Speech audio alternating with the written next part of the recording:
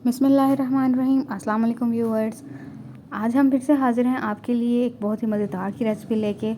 जी, तो आज हम बनाने वाले हैं मतंजन। तो चलें स्टार्ट करते हैं। सबसे पहले हमने पानी लेके उसको चूल्हे पे गर्म होने के लिए रख दिया था।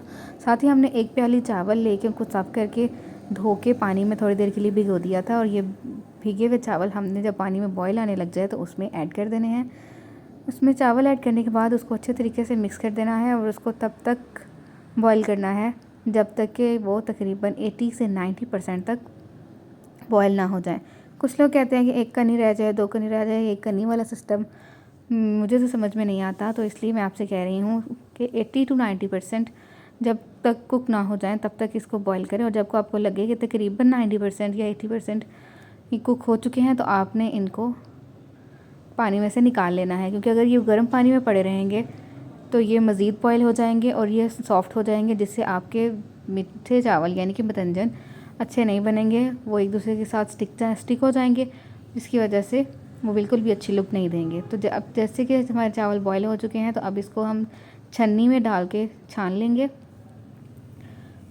ताकि जो पानी है वो इसमें से निकल जाए और चावल बाकी रह जाए। अब ये चावल जो हमने छाननी से छान लिए हैं इनको हम साइड पे रख देंगे और अब हम इसका मसाला तैयार करेंगे मीठे चावलों के लिए।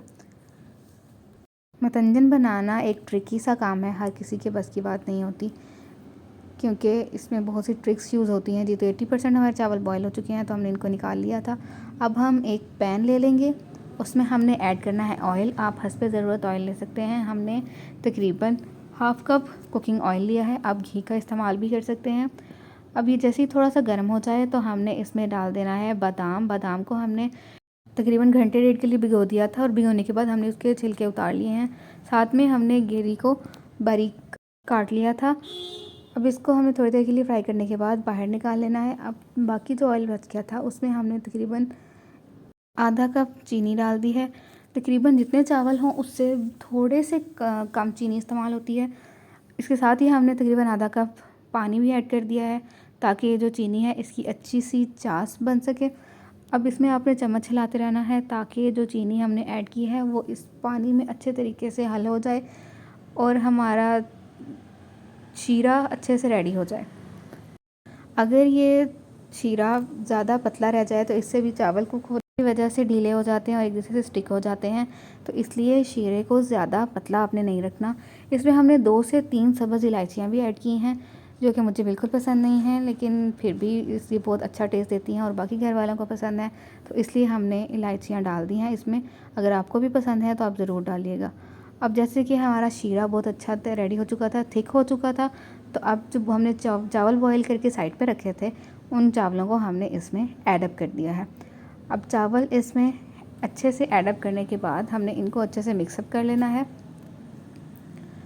अब यहाँ पे इस बात का ध्यान रखिएगा कि अगर चावल ज़्यादा कुक हुए हुए होंगे तो जब आप इनको हिलाएंगे तो वो टूट जाएंगे। हमारे चावल क्योंकि बहुत ज़्यादा कुक नहीं हुए थे, नॉर्मल कुक हुए थे, तकरीबन 80% कुक हुए थे, तो इसलिए वो टूटे नहीं हैं और माशाल्लाह बहुत लंबे लंबे और निखरे निखरे से हमारे चावल रेडी होंगे। अब इसको हमने तकरीबन 5 मिनट के लिए दम पे रख देना है, ताकि जो शीरा हमने ऐड किया है चावल उनको अच्छे तरीके से अपने अंदर जज़ब कर लें। तकरीबन 5 मिनट बाद जब आप कवर हटाएंगे तो हमारे चावल जो है उन्होंने शीरा अब जज़ब कर लिया है। अब ये बिल्कुल रेडी हैं। तकरीबन जो लास्ट स्टेप हम इसमें लेंगे वो है कि इसके बाद हमने कलर्स ऐड करने होंगे। कलर्स आप पे डिपेंड करता है कि आपने कौन कौन सा लेना है। कुछ लोग सिर्फ ऑरेंज कलर यूज़ करते हैं, जिससे बहुत ही मज़े का येलो कलर आता है। इसको जर्दा कहते हैं, लेकिन हम क्योंकि मतंजन बना रहे हैं इसलिए हम 2 से 3 कलर्स ऐड करेंगे। हमने पहले जर्दा कलर ऐड किया है, इसके साथ ही अब हम सब्ज़ कलर ऐड कर रहे हैं। कलर्स को थोड़ा थोड़ा लेके हमने पानी में मिक्स कर लिया है, ताकि वो अच्छे तरीके से चावलों में मिक्स हो सकें। चावलों को ऐसे ही स्प्रिंकल नहीं करना, उससे कलर अच्छा नहीं आता। तो बेटर है कि आप उसको पहले पानी में थोड़ा सा पानी लेके उसमें हल कर लें और उसको उसमें डाल दें। अब जो बादाम और गिरी यानी कि कोकोनट जो हमने पहले थोड़ा सा फ्राई किया था जिसको और निकाल लिया था, वो ऐड अप कर देंगे और इसको दम पे रख देंगे। अब तकरीबन 15 से 20 मिनट के लिए इसको हम बिल्कुल लो फ्लेम पे दम पे रखेंगे और ये हमारे बहुत ही मज़ेदार से निखरे निखरे आप देख सकते हैं कि चावल रेडी हो चुके हैं। आप भी हमारी रेसिपी इस्तेमाल कीजिएगा और हमें ज़रूर बताइएगा।